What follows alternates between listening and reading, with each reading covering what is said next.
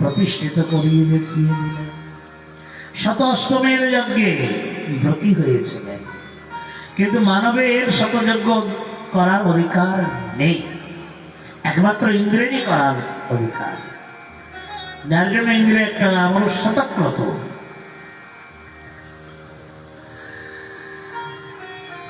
তবুও তিনি যজ্ঞ করছিলেন। ইন্দ্র নিজে স্বয়ং কাপালিক বেশ ধারণ করে অশ্বকে হরণ করে নিয়ে চলে যাচ্ছে। একমাত্র সন্তান ইন্দ্রকে পরাস্ত করে আর অশ্বটিকে আনয়ন করে দেন। সেই পুত্রের নাম হল বিজিতাশ্ব।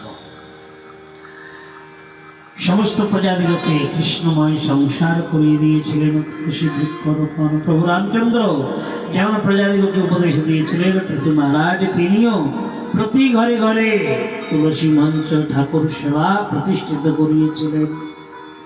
সনক সুনন্দন সনত কুমারের থেকে দিব্য জ্ঞান প্রাপ্ত হলেন। শেষে পুত্রের উপরে সমস্ত রাজ্যের ভার সমর্পণ করে দিয়ে তিনি বনে চলে গেলেন। এনারই পুত্র হলেন বিজিতাশ্ব।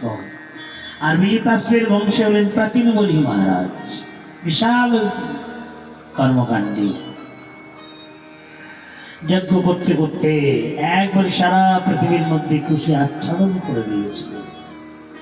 এই জন্য তেনার নাম হয়েছিল প্রাচীন বলি। তেনার 10টি পুত্র, এদেরই নাম হলো প্রচেতা। আদেশ দিয়েছিলেন, যাও তোমরা তপস্যা করতে যাও। নারায়ণ সরোবরে তপস্যা করতে গিয়েছিলেন। কিন্তু এত সমস্ত যজ্ঞে ব্রতী, আর যজ্ঞে ব্রতী হলেই হবে না, যজ্ঞের মধ্যে আবার পশু বলে দিচ্ছে। এদিকে ধর্ম অনুষ্ঠানও করছে, আবার এদিকে নিরীহ প্রাণীকেও বধ করছে। এই জন্য দেবর্ষি নারদ এসে জিজ্ঞাসা করলেন, রাজা, সংসারে সুখ প্রাপ্তি দুঃখ নিবৃত্তি, দুঃখ নিবৃত্তি সুখ প্রাপ্তি, এটাই মানবগণের আশায়। কিন্তু আপনার যে সমস্ত কর্ম, যজ্ঞাদি কর্ম, এই যজ্ঞের দ্বারা কোন শ্রেয় বস্তুকে প্রাপ্ত করতে চেয়েছেন? কোন মঙ্গলময় বস্তুকে চেয়েছেন?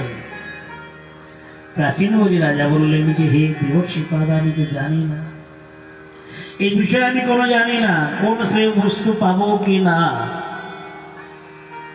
তাহলে কি যজ্ঞ কেন করছেন? বলে ব্রাহ্মণেরা বলছেন তাই করছে। বাহ, তুমি এত অর্থ কায়িক বাচিক মানসিক দিয়ে যজ্ঞাদি কর্ম করবে, এর থেকে কি ফল প্রাপ্তি হবে তা জানার চেষ্টা করো না। বলে না, দেবর্ষি নারদ তেনাকে ইতিহাস রূপে পুরঞ্জনের চরিত্র